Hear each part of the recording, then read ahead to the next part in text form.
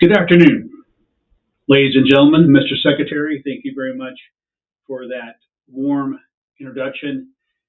Fellow delegates, welcome to the United States of America and welcome to the nation's capital here, Washington, D.C. It is a great honor to host the significant NATO summit, bringing together the leaders of our alliance to discuss and decide on the future of our collective security. This year, we celebrate the 75th anniversary of NATO. For over 7 decades, our alliance has been a cornerstone of global peace and stability.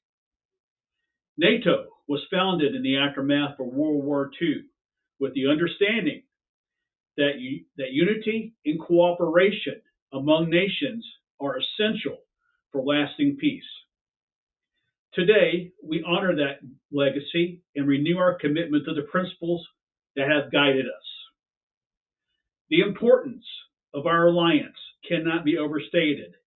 NATO is more than a military organization. It's a community of nations united by shared values and common goals.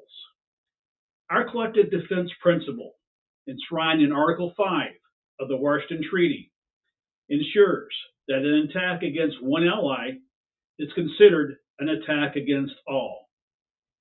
This principle has been the bedrock of our security, deterring aggression and providing a shield of protection for our citizens. We face a complex and evolving security landscape, emerging threats such as cyber attacks, terrorism, and the resurgence of geopolitical rivalries require our immediate attention. Our discussions over the next couple of days will focus on 3 main pillars: strengthening our collective defense, enhancing cybersecurity, and addressing the global threats. First, we must continue to invest in our collective defense capabilities. NATO's current strategy emphasizes the importance of deterrence and defense. This involves ensuring that our forces are well equipped, well trained, and ready to respond to any threat. We are committed to the NATO Readiness Initiative, which aims to have 30 mechanized battalions, 30 air squadrons, and 30 combat vessels ready for deployment within 30 days. Increasing our defense spending to meet the commitments we have made is crucial. Each member state has pledged to spend at least 2% of its GDP on defense, with 20% of that on major equipment, including research and development. This investment is not just about numbers. It's about ensuring that our forces have the capabilities they need to deter and defend against any adversary. Our enhanced forward presence in the Baltic states and Poland demonstrates our commitment to defending every inch of NATO territory. These multinational battle groups are a clear message that an attack on one member is an attack on all, and we stand ready to defend our allies. And I've said it time and time again over the course of the last 4 years. The United States will defend every single inch of NATO, a NATO allies' border. We will do that. Second, cybersecurity is an area where we must intensify our efforts. Cyber attacks pose a significant threat to our infrastructure, our economies, and our democracies. NATO's Cyber Defense Pledge, adopted in 2016, commits all allies to enhance their cyber defenses as a matter of priority. We must enhance our cyber defenses, share information and best practices, and develop strategies to counter these threats. This includes improving our ability to detect, prevent, and respond to cyber incidents.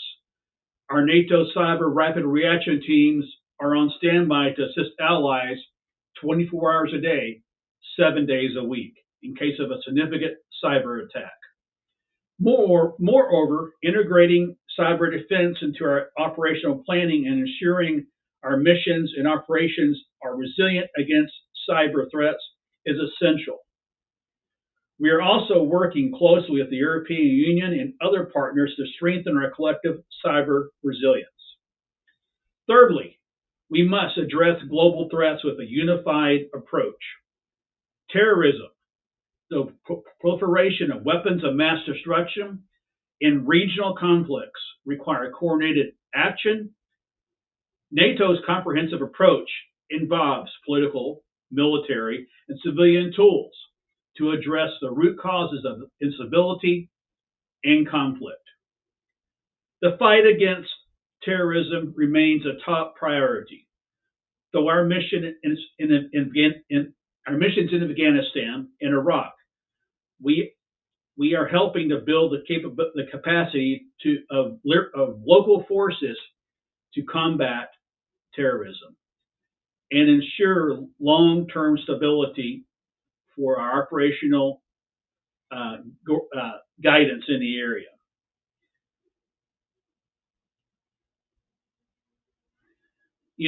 And we must also address the challenges posed by Russia's aggressive actions, China's rising influence, and the instability in the Middle East and North Africa. Our approach includes a mix of deterrence, dialogue, and defense. We continue to support Ukraine and Georgia in their efforts to enhance their security and resilience against external aggression. In addition to these priorities, we must also focus on building stronger partnerships with other nations and international organizations. Our security is interconnected, and cooperation beyond our alliance is crucial. By strengthening our relation partners, we can enhance our collective security and promote global peace. NATO's partnerships with countries such as Australia, Japan, and South Korea are vital in addressing global security challenges. We are also deepening our cooperation with the United Nations, the European Union, and other regional organizations to ensure a coordinated and effective response to crisis. As we embark on these discussions, let us remember the values that unite us: freedom, democracy, and the rule of law. These principles are at the heart of our alliance and the guide of our actions. I'm looking forward to our productive discussions here over the next couple of days and the concrete steps that we will take to strengthen NATO. Together, we can safely and for the prosperity of our citizens, build a safer, more stable world. And we really can as one strong alliance. Thank you for your dedication to our shared mission and for coming here this week in Washington. Thank you all very much. Thank you, thank you, thank you, thank you.